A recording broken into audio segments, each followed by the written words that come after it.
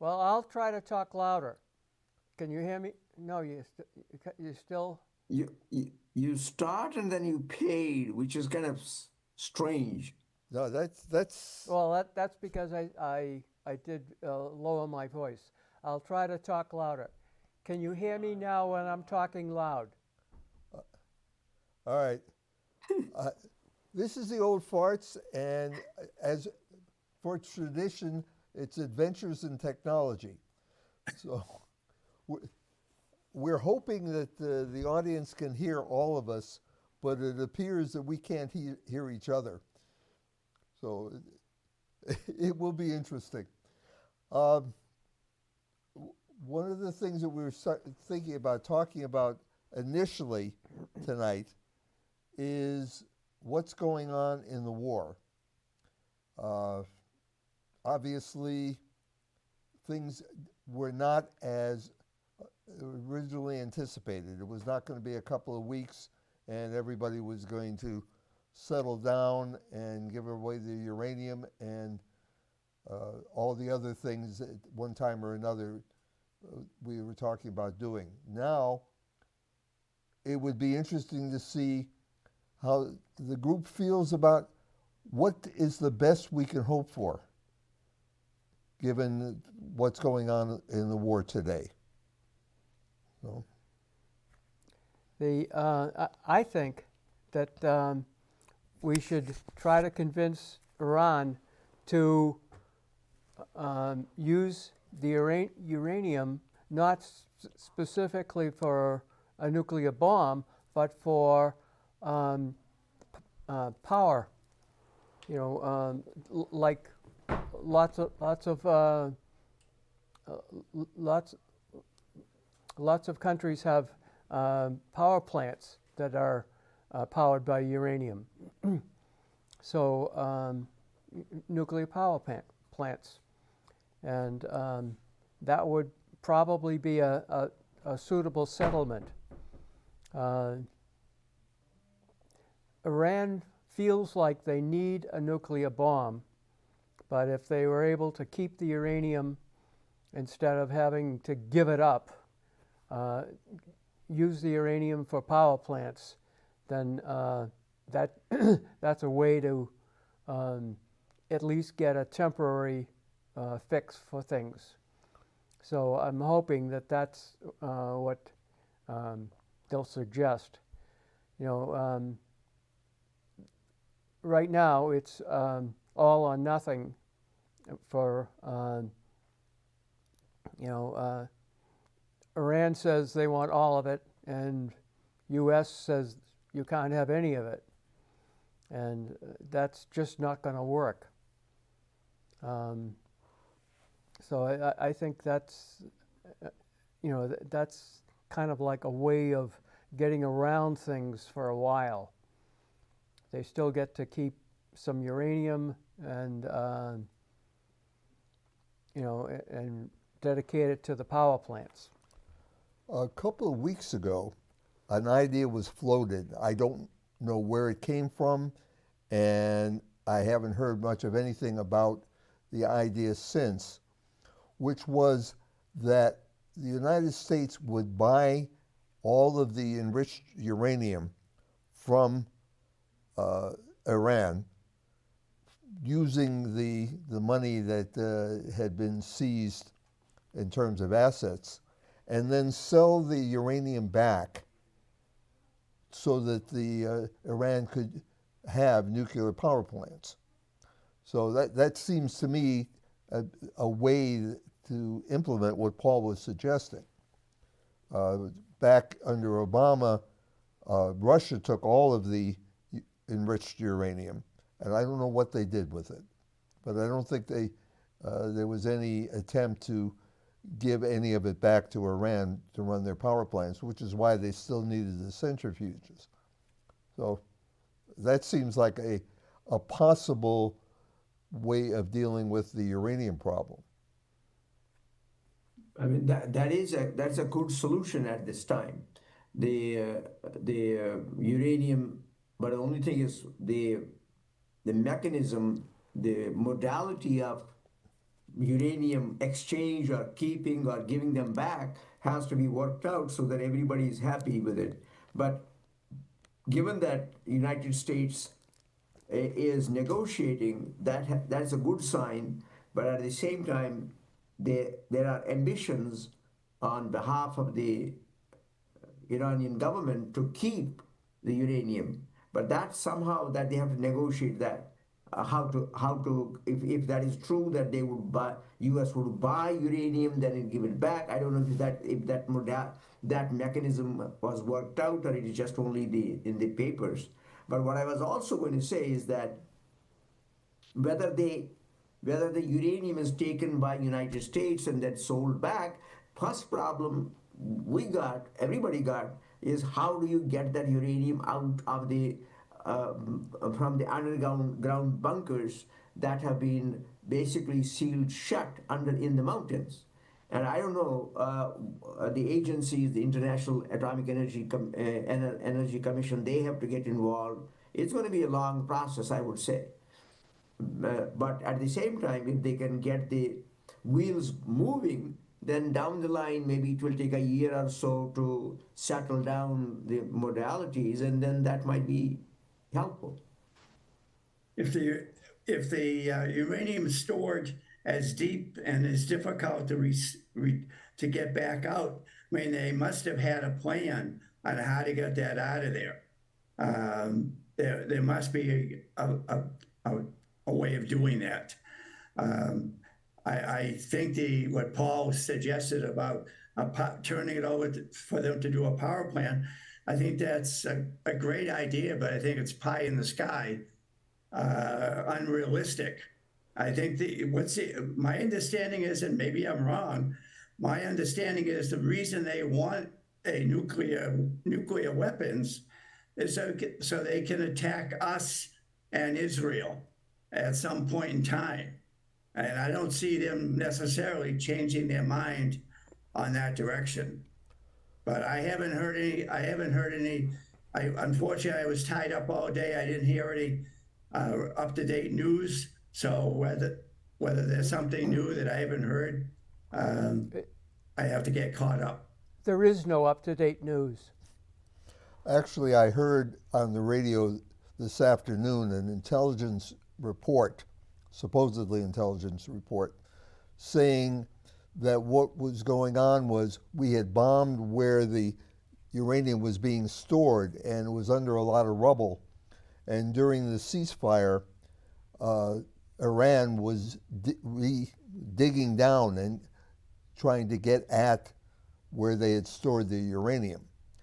So if you're going to get the uranium out, there are one or two ways to do it. One way is that Iran digs it up and hands it over, or two, the United States conquers at least that portion of Iran and holds it for an extended period of time so that we can bring in heavy machinery like steam shovels and things like that and dig down and get it ourselves.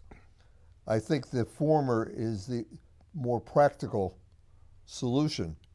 And so what you have to do is you have to come up with an incentive for Iran to allow that to happen. The second possibility you rightly pointed out, is going to be a military operation. You will have to essentially not only occupy that area, but also continuously defend the bunch of experts, bunch of machinery, and bunch of soldiers who will be involved, and it will be a continual problem of getting casualties every day. That is really not a good solution. Not a good way to get at it. Think as if far as I'm concerned. Think if the situation were reversed. We have a quantity of uranium in Minnesota, and Iran would come in and dig it up. How would we feel about that? No.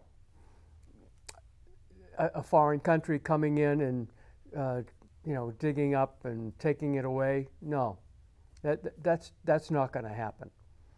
So so United States is not going to go in and dig it up and take it away. It's their uranium, and we should try to convince them to use it for power plants instead of nuclear weapons, and guarantee them that that there will be no assault on the country again. Israel would not bomb them, and we would not bomb them, and we want to live in peace from now on. That was the situation, what was it, 8, 9 years ago? Yeah, and Trump ripped it up. Right. So, and oh, by the way, at the same time, there was a fatwa from the supreme leader saying that Iran would not have a nuclear weapon. If we could go back to that point, I'm not sure that it would be possible. Too much has happened since. I would think that that would be ideal. But how could Iran trust that, forget a future president might change their mind for whatever reason, but that Trump himself might not change his mind, a What would week or give a you month the from now. idea that you can trust the Iranian leadership? Because in the previous thing, under the Obama thing, there was an international body that had free reign in Iran to confirm that, yes, they weren't making new bomb-level uranium. Now, there were still things going on that we didn't like. There was still a ballistic missile program. They were still supporting various proxies throughout the Middle East. There were things that we weren't necessarily happy with, and there were things that Iran wasn't happy with that we were doing. I think that we personally, I think we've spent enough time talking about this one subject, because we're not going to solve the problem. Everybody's had an opportunity to express their feelings about it. Okay. And maybe something that someone said might work out. But I think we should move on to some other subject that somebody has. You have one? I have a few. Okay. One is what can we do as a country to deal with these people who are apparently, most of them, mentally ill, who are attacking people in various ways with guns or knives, or I mean, the judges just seem to be giving them very light sentences and letting them back out again on the street. Give some examples. You seem puzzled, Bob, like that's not happening. No, there are people out there attacking other people, have since the beginning of time. I'm not, I'm hearing, you may not be saying this, but I'm hearing that it's a particular group that is being treated differently than the normal person who goes out and punches their neighbor, or I'm not talking about any particular group. Okay. I'm talking about the ones that are criminals in most people's eyes, who are shooting or stabbing or innocent people for the most part, and then some judge, instead of giving them a long sentence and possibly life, is letting them out in a very short period of time, and they're back on the street again. Well, you had an example of the other day, and on Storrow Drive, you had one guy with a machine gun, Right. trying to kill everybody in sight. but he was being supervised by a parole officer, and it's the parole officer who then let everybody know that there is a danger. So he was under as far as I could hear, he was under continuous surveillance, but although he was out. Well, should he have been out? I mean, That's my question. I don't know. I don't know enough about that particular individual to be able to say what his prior crime or crimes were. But it seems to me that it's probably has a bad record. He was in jail too. He was in jail, but now he was in. I think he was on parole, and parole officer was monitoring him. But basically, what you're saying, Chuck, if I understand you correctly, if you did a bad thing once, then you should never be allowed out in polite society again. You're putting words in my mouth. Well, I never said. okay, never said anything that if they did something once, and I never said anything. I didn't say anything about never. You're making those. You're putting words. I'm not saying that. Well, I'm talking about people okay. who have committed multiple crimes and have gotten out in very short periods of time and have committed crimes over and over again. The mayor of New York, the new mayor of New York, is talking about closing down Rikers Island very soon, and they don't have a prison facility that's constructed to hold those many prisoners. So, as another issue, there's going to be hundreds, maybe even thousands of criminals of different records being let go in the next, I don't know if it's 3 months, 6 months, or whatever, but it's not very far from now.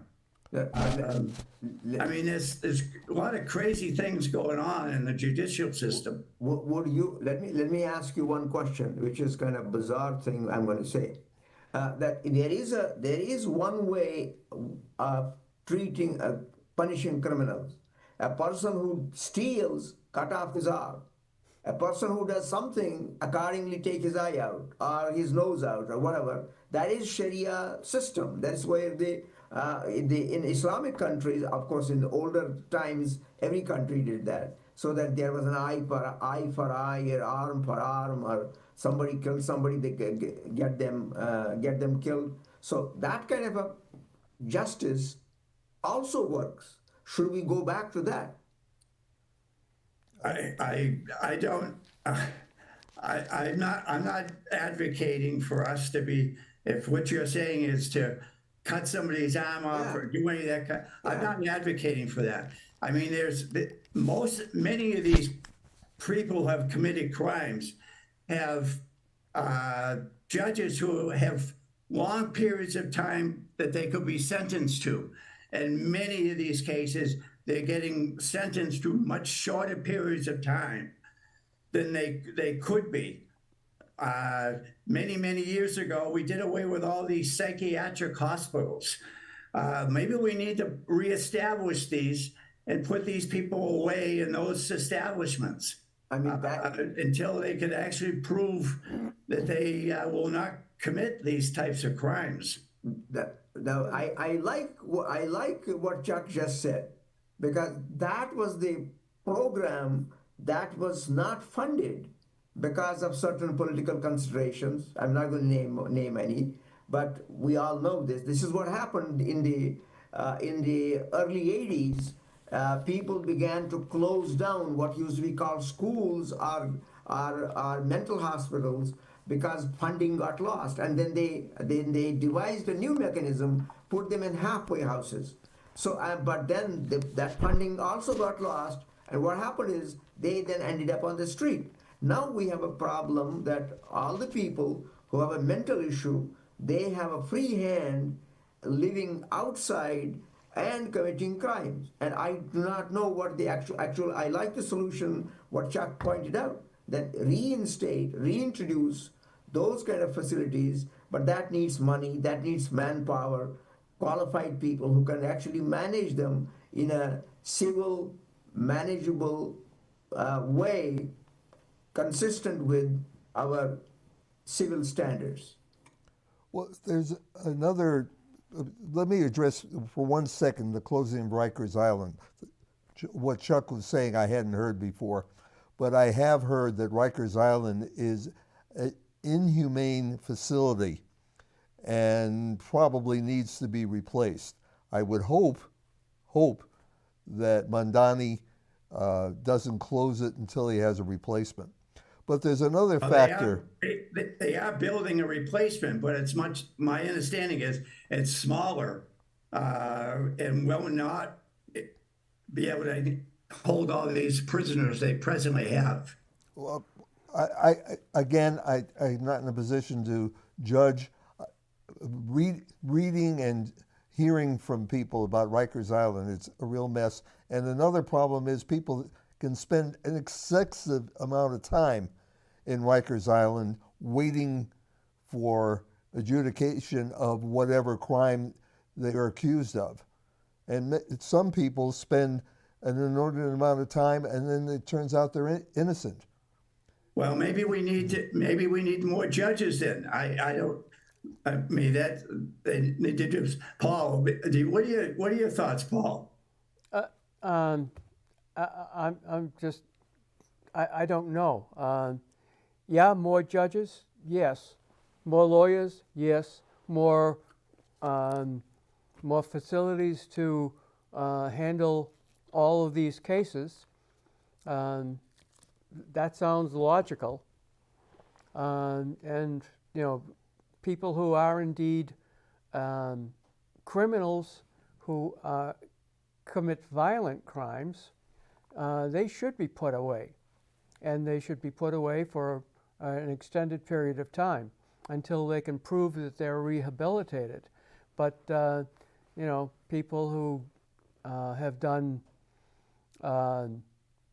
other types of crimes, embezzlement and that kind of thing, are, you know, they don't need to be put away for extended periods of time with the violent people.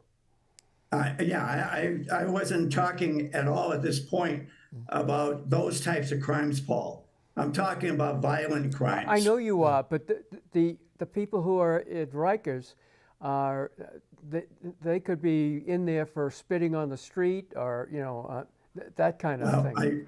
I suspect that that's not really the case, that most of the ones that are in Rikers have committed some type, but again, I don't know for sure. You could be right. My understanding, what I've read, it sounds like the majority are people that have committed some type of physical crime or stabbing or shooting and not necessarily just once. Well, okay. One of the things that, now that we're talking about it, I remember one of the problems with Rikers is, as with pretty much all of judicial system, is if you cannot come up with bail money, so for whatever you're accused of, if you don't come up with bail money, then you go to jail. And a lot of people in Rikers, I don't know, most, few, a lot of people are there simply because they haven't been able to put up bail.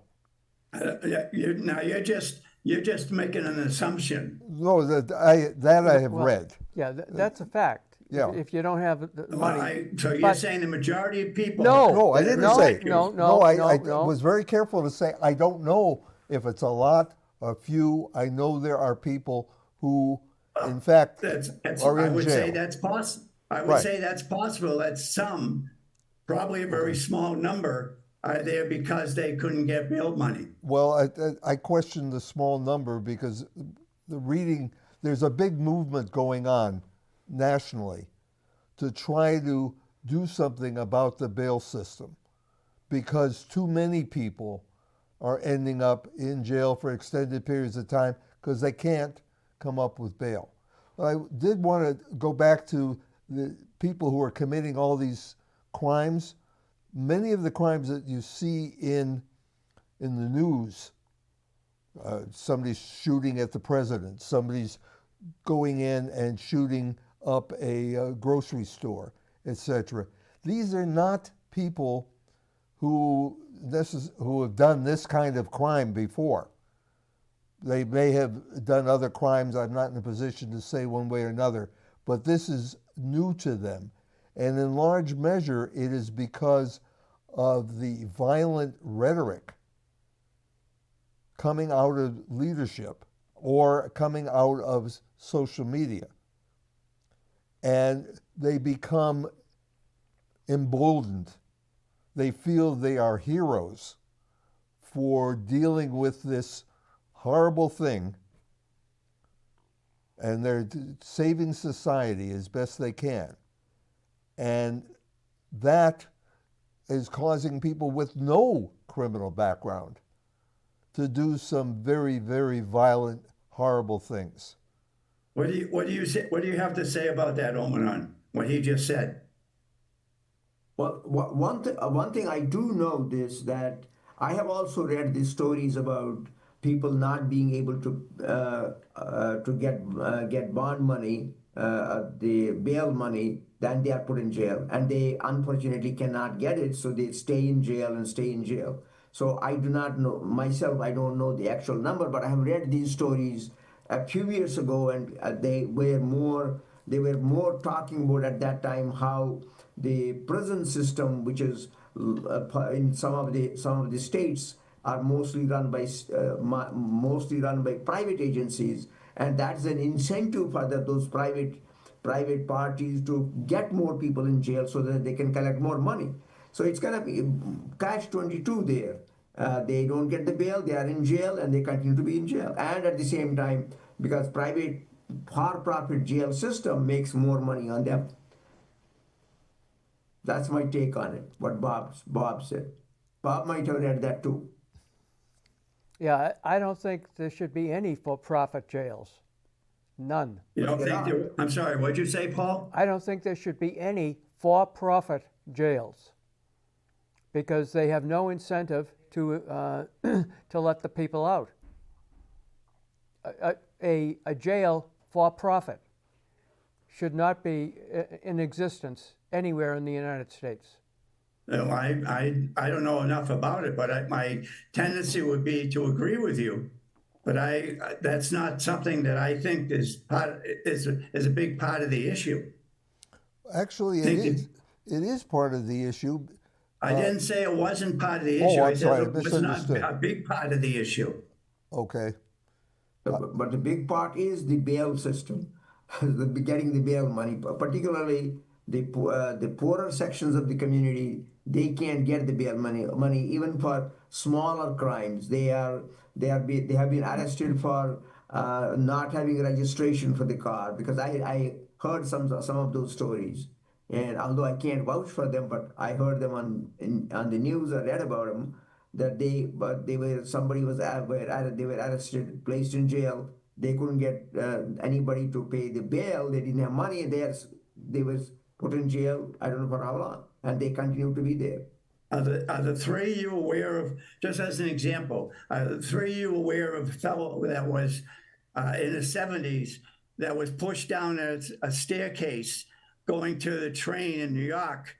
I think it was yesterday or the day before. He died from head injuries. And the person who pushed him down had a long track record of criminal activity, violent criminal activity. How about the woman that was on a train, riding a train, I'm not sure if it was last year, and some guy came up behind her and stabbed her to death. And he had a long crime record before. And these are the ones that I'm particularly talking about. Or maybe he was in jail and he served the sentence. He didn't serve his sentence. So don't. Okay, but then how did he stay out of jail if he had the criminal record?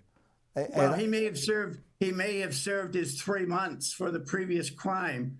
I don't know. I'm being facetious about that. Okay. But you don't know the details on it, obviously. Right. And I can't remember all the details because I didn't think we necessarily are going to be what we're going to be talking about tonight. Well, but I think I know it. For those two there examples, I'll get that information to all of you. Please do.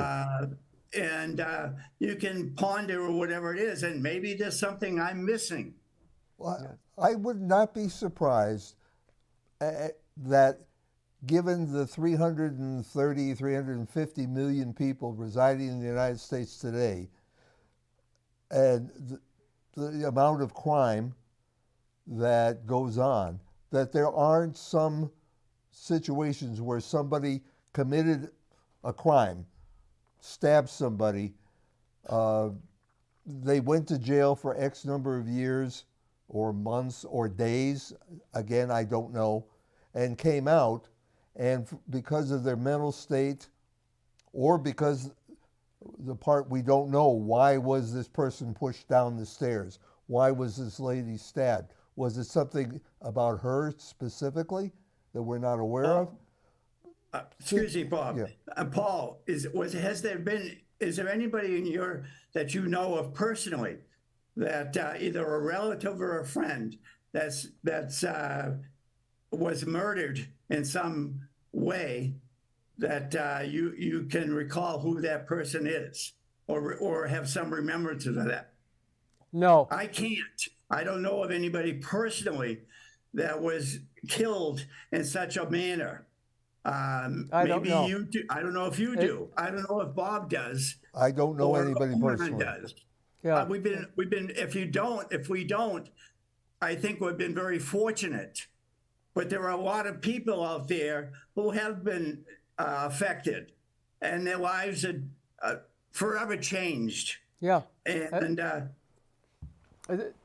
You're right. I tend to agree with you, actually, Chuck, that yes, the legal system should work efficiently. Legal system should be able to put people away when they commit crimes, because civil society is damaged when you have people like that. But unfortunately, some people have a record. Other people suddenly show up and cause and create havoc. And so, but the laws and regulations should be so efficient that they can be put away so that they don't harm the society anymore. So I agree with you there. But how that can be done, we have to really make sure. Well, there is no make sure. The United States is overrun by lawyers, and unfortunately, we look for every excuse in the law with an apostrophe or an X or whatever, and then get the best for my client. So it's kind of I don't know who is going to be responsible, because as long as there is a smart lawyer, they are going to get the best treatment for their client. And that is the nature of society. Those who are near the top, but even in a communist society, there are bureaucrats, etc., who those near the top are going to know the best people, and they're going to have an advantage, unavoidable. Any society other than the one that I run, and all the rest of you are ants in the ground. But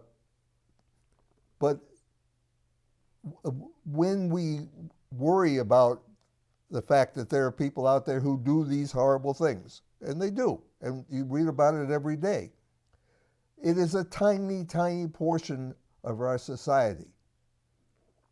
And you can't overcompensate. You can't say 1 out of a million does this bad thing, so everybody now has to suffer. Yeah. Well, how's everybody out? If one criminal is locked up because he murdered somebody, how's everybody else suffer? But if this person, let's say it was in a bar fight. I happen to know some people who were locked up for manslaughter in a bar fight, murder, 3rd degree, whatever the hell it was. I worked with them.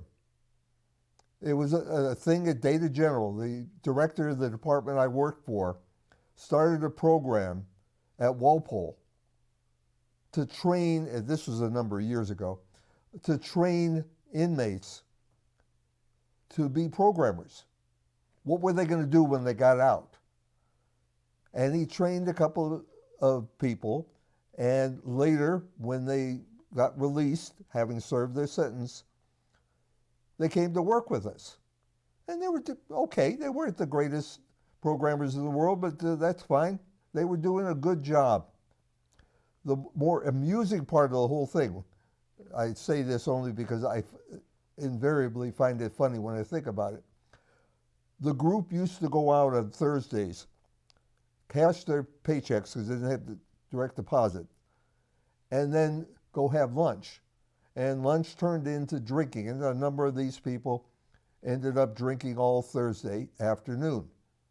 And I kept thinking, if there was a problem at a bar, I was the safest person there. Because all these people who had been in bar fights and successful in the sense that they survived even though the people they were fighting with didn't, I was fine. Unless one of those people had a gun or a knife, you may have not been fine. No, but he didn't have a problem with me. If we had a fight in the bar, it wouldn't have been with me. It would have been with somebody else. Well, maybe he's going to turn around and try to shoot somebody, and he shoots you instead by mistake. It's conceivable. I happen to know these guys didn't have guns. Again, remember, I worked with them. But if you commit a crime, and what is a crime varies by so many factors. That's why lawyers make so much money. If you commit a crime and you pay your whatever the dues are, you give them money, you go to jail, you make restitution in some other way, if you're not going to allow these people to come back into society, then everybody, including the person, would be better off just shooting them as part of their sentence. Okay, You have to accept the fact that most people can, whether they are or not is a different question, but can be rehabilitated. Well, we're not, I don't think we'll get that far into the discussion to be talking about that part. Yep. Personally, I think we've talked enough about this. We're going in circles at this point. I'd like to hear Paul say something. I know he started trying to bring up something when we first started about the ballroom, and I'd like to know what information you have about that, Paul. Well, I am extremely upset. I can't hear you. I'm sorry. I am extremely upset with the current You got to turn towards the laptop. Lean in okay. a little. I am extremely upset with the current state of the ballroom.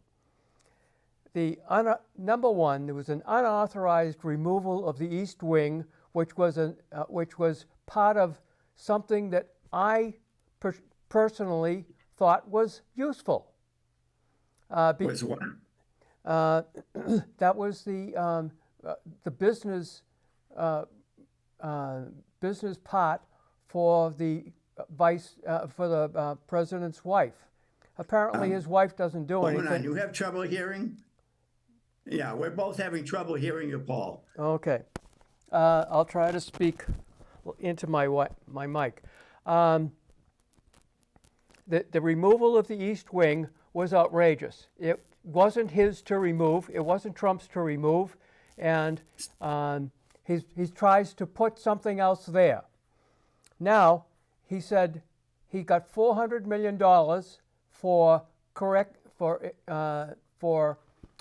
in private money to create the ballroom. Okay. Right? Now he he said he got it. Now he wants another $1 billion. He had donations, he said. Yeah. Now he wants another $1 billion of taxpayer money to make all of these other improvements to the ballroom. He wants. There's a bill in Congress for $1 billion for his ballroom. That's outrageous. Outrageous. I'm hearing less than half of what you're saying, and I think Omanon's probably the same. Okay, I'll get closer to the mic. That's better. The $400 million he got from private donations to build the ballroom. Now he wants $1 billion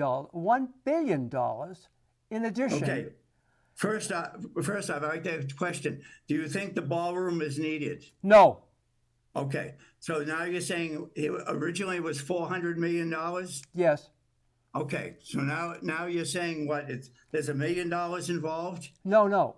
billion, 1 B, billion, B. 1,000 million dollars in addition to the 400 million, in addition In to the addition, so it's it- 1,400,000,000. yes.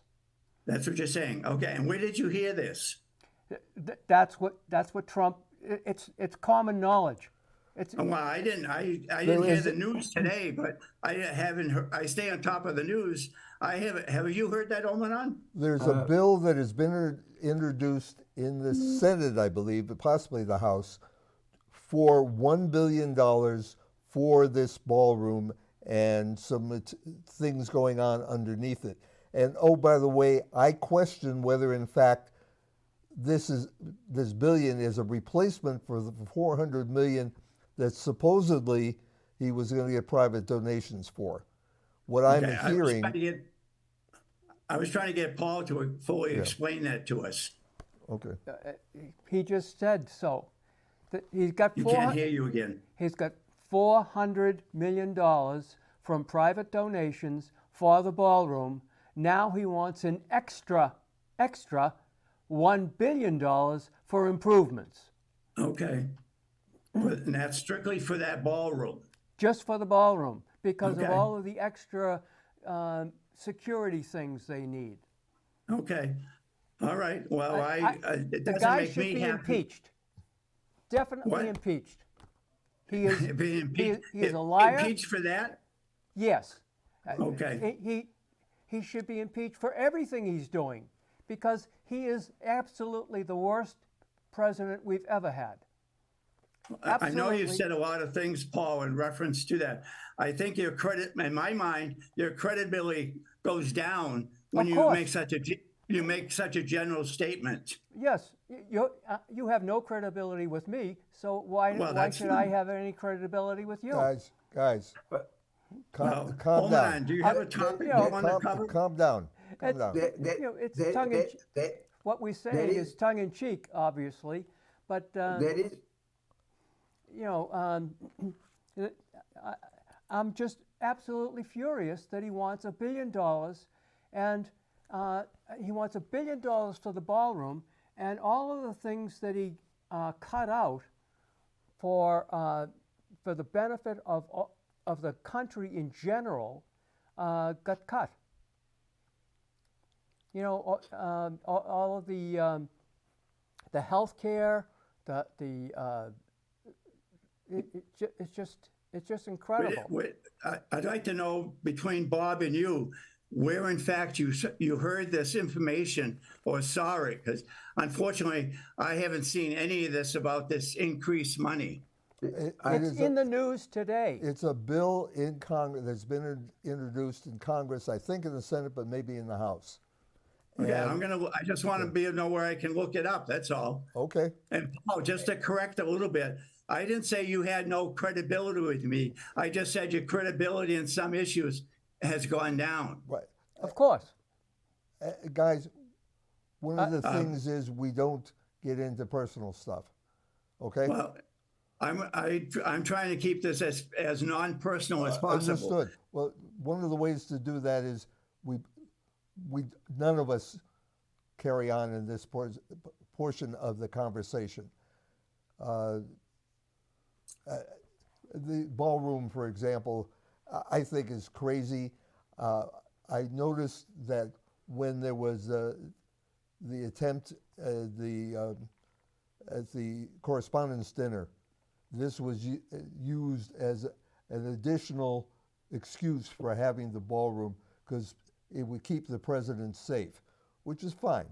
Except that I wonder, is he now not going to go to the 250th parade?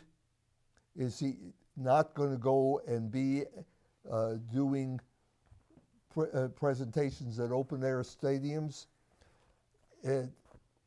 If we're going to spend $1 billion then and to keep him safe, then you keep him safe by not having him have any contact with anybody other than the Secret Service. Everything else should be done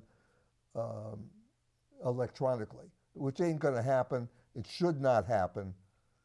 But just because there's an attack, which, by the way, was a bad thing, which, by the way, another factor which the people who are saying, well, we need the ballroom to keep them safe, the shooter did not get anywhere near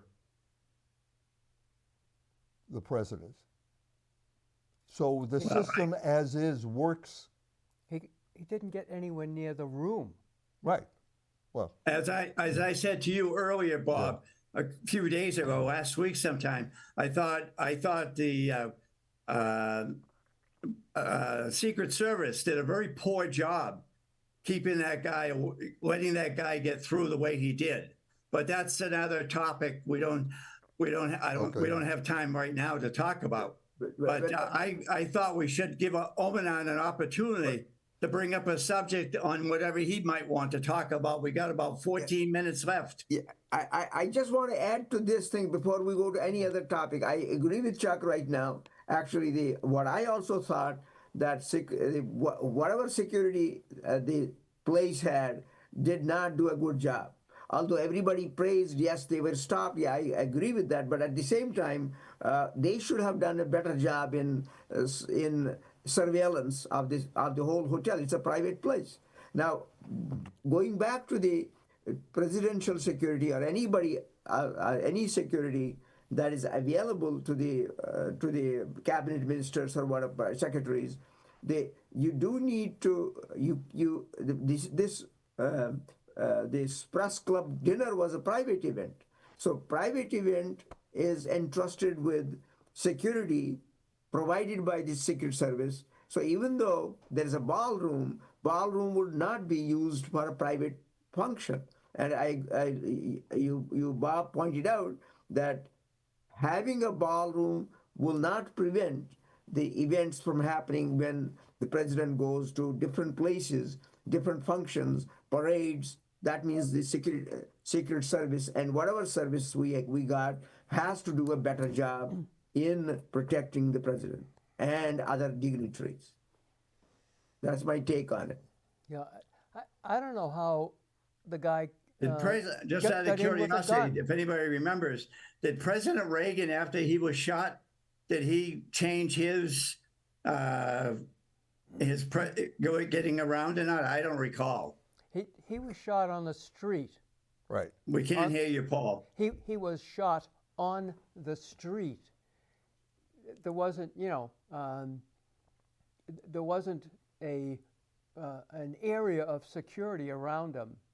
He was out in the open, whereas, our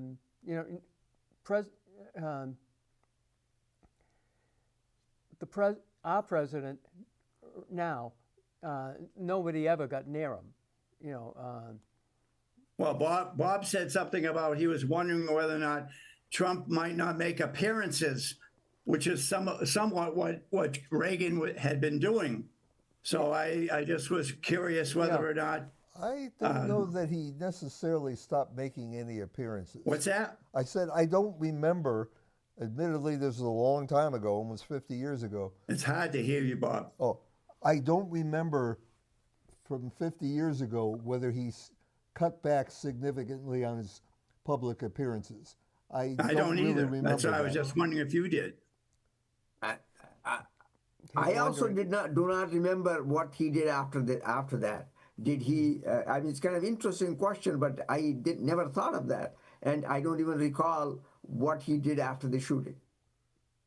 I don't remember either. It's an interesting question. The memories I have of Reagan doing speeches and public appearances, I don't know if that was before or after. So I really don't remember. I mean, if I had to do some guesswork, I would think that Trump will not change his way he appears. He may have more security personnel. They may do some other things to ensure him in different ways. But I think his presence will still be fairly similar to what he has done. I think you're right. And it may be. I was just thinking of an example. I'd like you to address this. The shooter at the correspondence dinner did not make it to the room where he was in. They made it through several security layers, but they didn't get to anywhere near Trump himself. If they extended the security layers out, would it be acceptable to you if somebody was walking down the street and had a gun, which they may have bought legally, carrying the gun, but it was within half a mile of where Trump was going to be? At what point do we say the security works and the rest of the country can continue doing whatever it is that they want to do? Or are we saying everybody has to stop being themselves because the president could conceivably, under some circumstance, be in danger? I know, Bob, you like to make a lot of hypotheticals, Yes. And sometimes as outrageous as they can be. Yes. My issue with the Secret Service is that fellow ran by 5 or 6 Secret Service people who were not paying attention at all, and they had the dog that was early on was sniffing out this guy, and the Secret Service guy who had the dog pulled him away from the guy. I mean, it seemed like maybe this dog was trying to tell his person. But my biggest aspect was him running by all these people, why they were putting stuff away, chit-chatting, whatever. They weren't paying attention what they should have been doing. Yep. And that guy should never have gotten back beyond that barrier. But He should never have got a gun inside the building. And That's correct. He that's should what not I have. don't understand. How, That was I think that it's was legal. poor also. It's legal for somebody to have a gun in Washington under certain circumstances. So therefore, having you're in a private business, and the private business says you can go to your room, you can have whatever you want in your room. So either you say we're shutting down all of Washington because Trump is going to be in a basement room, or you say we will control access to the room, which, by the way, they did. And by the way, one of the reasons why these people were chatting and not paying close attention was that all the people who were coming into the ballroom had come in. So they were closing up. Well, it doesn't matter to me whether they were closing up or not. They should have been still paying attention to what is going on, and they weren't, and they were distracted, and that's unacceptable to me in my mind. Yeah. What I was going to add to that is that I also was wondering that this guy got the gun disassembled, brought it up through the elevator, and were the Secret Service not surveilling the area and watching people who are coming in and going out? And if they had, I don't know what their protocols are, and I kind of find that not a good idea. They had footage. They had footage of that fellow walking the corridors the morning, the night before, the morning after.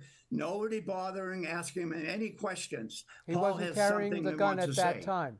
He wasn't carrying the gun. He had already Paul, got can't it hear you into his again. room. Can't hear Long you. before Secret Service ever got there. Omanat and I can't hear you, Paul. He checked into the hotel long Still before. can't hear you. He checked into the hotel long before the event, days before the event. So he Yeah, he brought checked that in stuff early. in days before the event. But what I think is, why doesn't Secret Service take it upon themselves to run a surveillance of the footage when they before a week or something. I mean, they are supposed to be good. But this seems, I mean, I'm not in Secret Service. I don't know what their protocols are, but they're supposed to be protecting the president, the most influential person in the world. So I find that not really up to par. How many weeks in advance I didn't hear you, Bob. should the hotel have been locked down? Can't hear you, Bob. How many weeks in advance should the hotel have been locked down? How many weeks in advance should every person going in and out of the building, I heard for something whatever about reason? weeks, but that's all I heard. Okay, I You gotta sit don't back, know. then talk, Bob. Okay, there's a practical thing. We have, let's say we have 10,000 Secret Service agents. Maybe It's an arbitrary make number. it tilt towards Paul. I'm sorry. Make a tilt towards Paul. Okay. How many? Okay. Let's Yes. pretend that Much we better. have 10,000 Secret Service agents. I don't know how many there are, maybe more, maybe less. I have no idea.